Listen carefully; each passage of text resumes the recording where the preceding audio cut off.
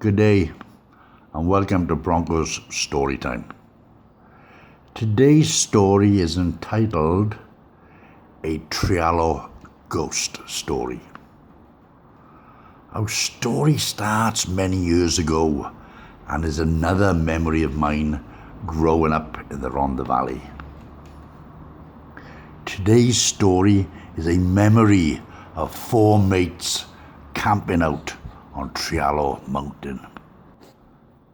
Me, Mickey Jacobs, John Opp and Will Harris. We would have been about 12 or 13 at the time. Now, for those of you that don't know, the village of Trealaw is the location of the biggest cemetery in the Rhondda Valley. With Wales being a land of myths and legends, it was unsurprising that there were a few stories about strange happenings and sightings in the middle of the night at Trealaw Cemetery. But the four Trealaw boys, being the age we were, dismissed the warnings of ghost stories as superstitious nonsense. We were camping out. We had picked our spots some days before. We would pitch our tent on the mountain just above the cemetery in a spot called the 7 Hills. We'd been up this part of the mountain many times before, but always in daylight. We had never been up there in the dark of night. It was Saturday afternoon when we pitched our tent. Must have been about 4 o'clock. We put the small tent up without too much problem and started a fire to cook our potatoes on. We would have been better off with sandwiches. Could you try baking a spud in a fire and it doesn't turn out too well. But we thought it was great. Now, Will Harris had never been camped out before in his life and seemed reluctant to join us on our overnight adventure when we planned it some days before. But after a bit of piss taking from me, Mickey and Oppie, he agreed to join us. So we were on Trealaw Mountain as the sun went down and darkness set in. We ate our spuds washed down by some soft drinks. Oppie had a Corona pop bottle of Sidona, I think it was called. But it might have been Strongbow. I had a bottle of Dandelion and Burdock. I can't remember what Mickey and Will had. It must have been about 11 o'clock when we went into the tent and got under our blankets. None of us had sleeping bags back then. We hadn't been in the tent 5 minutes when we heard a familiar noise.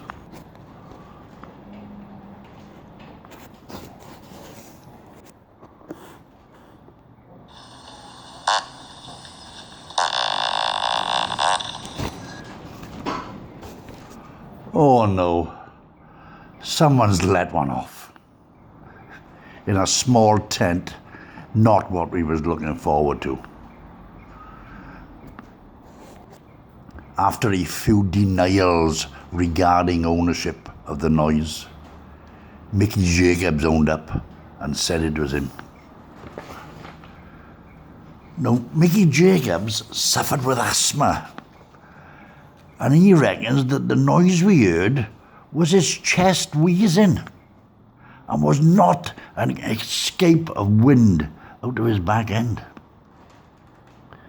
But then a familiar odour filled the tent. Mickey was flatulating. He burst out laughing, which caused him to let another one go. Oh no! Me, Oppie and Will headed outside to get some fresh air. So there we were, me, Oppie and Will, standing outside the tent, shouting a few obscenities to Mickey, who actually joined us outside a few minutes later. Even he couldn't stick it in the tent. He was still laughing and had a big grin on his face. We were all outside now, looking down at the cemetery and the lights of the streets in Trealaw. It would be the start of an hour or two of absolute terror for the young campers. It started with some strange, eerie noises coming from the ferns that were all around our camping spot.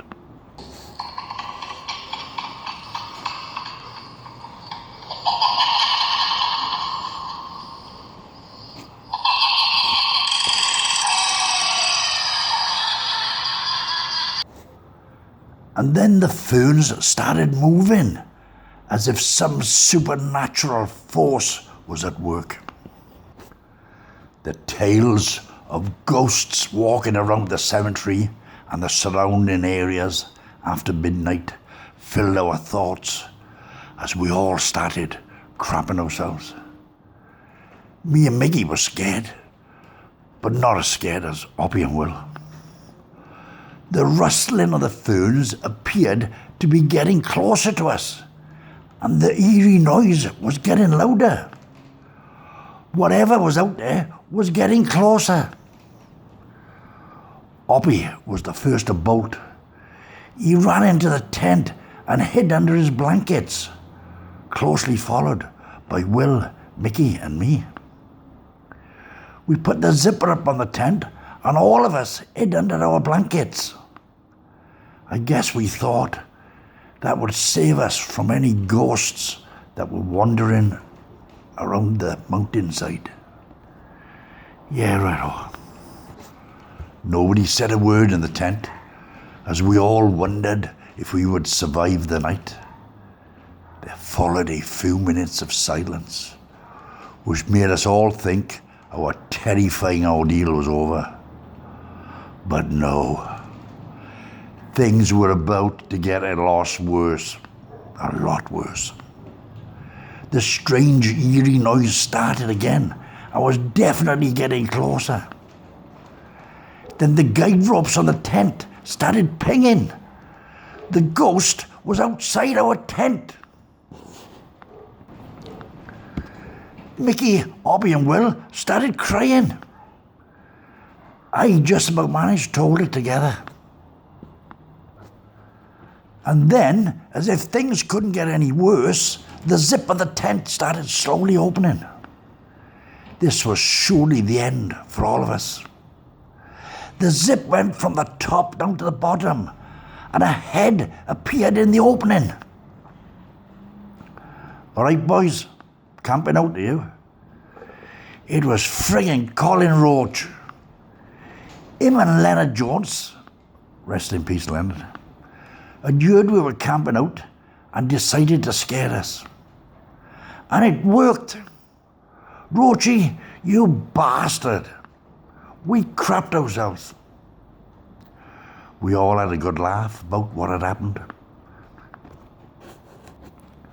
And we all pretended we wasn't really scared.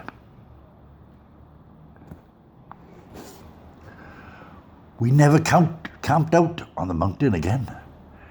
Because even though it might be superstitious nonsense, we didn't want to take a chance on being the stars of a Trealaw ghost story.